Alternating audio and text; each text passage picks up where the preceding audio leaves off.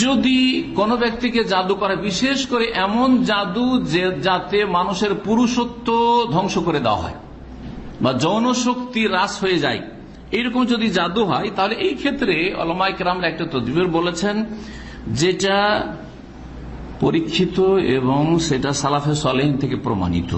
সেটা হচ্ছে 7টি বরই পাতা নেবেন, কুল পাতা, তাজা সবুজ, আর তারপরে সেই 7টি পাতাকে পিষবেন সুন্দর করে পাথরে, পাটায় অথবা যে কোনো এতে, আর তারপরে একটা পাত্রে নেবেন, আর সেই পাত্রে পানি ঢালবেন, এতটা পানি ঢালবেন যেই পানিতে গোসল ওযু করা যেতে পারে।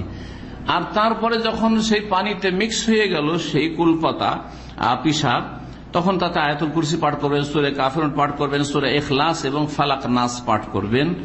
আর যেই জাদু সম্পর্কে আয়াতগুলি সূরা আরাফে রয়েছে, সূরা ইউনূসে রয়েছে, সূরা শুআরায় রয়েছে, সূরা তাহা রয়েছে, এই সূরাগুলিতে বেশ কিছু সেহর সম্পর্কে, জাদু সম্পর্কে আয়াত রয়েছে, এগুলি পাঠ করতে হবে। এগুলি পড়ার পরে ওতে ফুঁক দেবেন, আর ফুঁক দেওয়ার পরে কি করতে হবে, কিছুটা পান করে নেবেন, কিছুটা অংশ ইশরাব বাদু পান করে নেবে, পান করলো ভিতরে গেল। ওয়াক্তাসিল ফিল বাকি, আর বাকিটা দিয়ে ওযু গোসল করে নেবেন। ইনশাআল্লাহ তাআলা জাদুর প্রতিক্রিয়া দূর হয়ে যাবে।